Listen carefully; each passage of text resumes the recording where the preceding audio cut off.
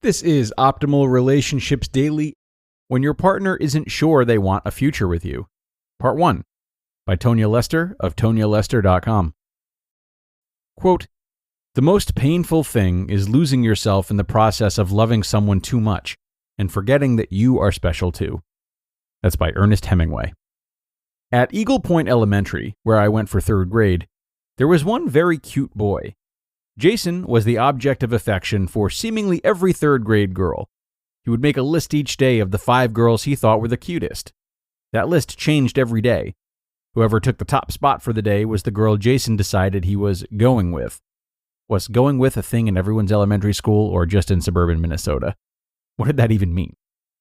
I still remember the elation when I edged out my friend Caroline for the top spot. It was short-lived. Caroline was tough to beat. My dad got wind of this top 5 system, and he sat me down to say, "Never wait to be in somebody's top spot. If you have to convince someone of how great you are, they shouldn't be in your top spot." I opted out of the competition the next day.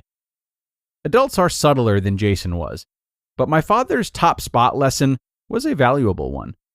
In my 20s, I dated a guy who ran cold and hot with me, leaving me insecure and obsessing over the relationship. Heeding my dad's warning, I ended things abruptly. It was initially very painful, and I questioned if I had pulled the plug too quickly. But within a few months, I realized there was no happy future with this person.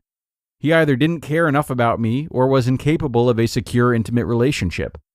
Either way, I had dodged a bullet. Here's a scenario I see play out often in my psychotherapy practice. You meet someone and fall in love. After about a year of dating, you're eager to marry and have children. Your partner is happy in the relationship, but not ready to move forward. Initially, you're patient and sympathetic. But by the end of year 2, you're frustrated about putting your life on hold while your partner is figuring things out. Frequently, when you seem to have reached the end of your rope and appear ready to walk away, your partner begs for more time. By year 4, you're vacillating between rage and panic, but you feel like this has to work out because you can't bear the thought of starting over with someone new. During year 5, your partner announces they might never want to get married or have kids. In fact, they'd like to start seeing other people.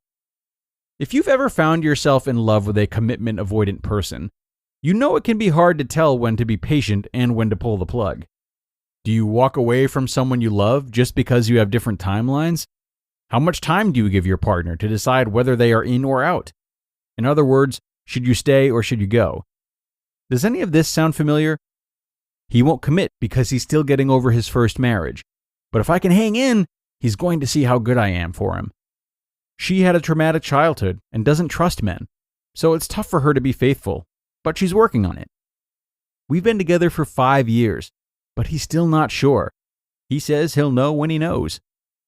If so, let's look at how you got here, and why you stay, and what you can do next. Your parents give you your first example of how to give and receive love. Unfortunately, sometimes they're not the best role models, especially when it comes to relationships. Did one parent prioritize work above everything and never make time for you? Or did you feel valued as long as you followed the rules and were easygoing, but shunned when you were struggling or needed extra attention?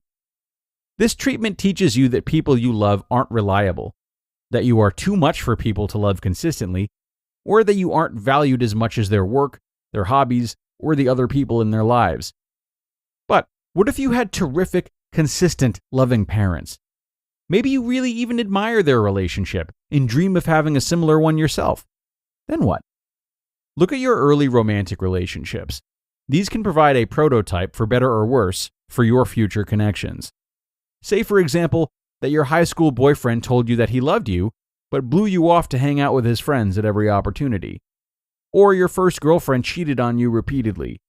Our brains can lock into the idea that this is how love is supposed to feel. A different, but equally tricky scenario is that you had no early romantic life to speak of. You feel like you've never been chosen as the special one. In this case, you might feel like you're lucky to get any attention at all, and that you'd better not be too demanding. If this sounds like you may have an anxious attachment style. Someone healthily attached may strongly prefer to be in a relationship and may feel that they are at their best when coupled up, but would rather be alone than stay in a relationship when their needs are not met. If you are anxiously attached, any relationship, no matter how unsatisfying, is better than being alone. To be continued. You just listened to part 1 of the post titled, When Your Partner Isn't Sure They Want a Future with You, by Tonya Lester of TonyaLester.com.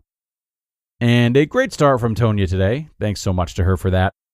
It definitely seems like the punchline, if you will, or the lessons we'll really be able to put to practice will follow in tomorrow's part 2. But one thing she's already encouraged us and given us the space to do is to take a look at what excuses we might be making for our partners. Take this time between parts 1 and 2 to reflect on that. Are there ways in which you're being treated unfairly? Are there sacrifices you've been making for too long? Sacrifices that you shouldn't actually have to make, that never seem to be remedied? These types of things can creep up on us, as Tonya said. So consider this an opportunity to step out from the cycle and reflect on what parts of your relationship are not fair to you, and more importantly, are not worth the current sacrifice and haven't been in motion for some time. Scary stuff, but important stuff, everybody. Tonya to the rescue in the continuation of this post tomorrow, though. So, thank you for stopping in today and listening through the end, and I will see you for part 2, where your optimal life awaits.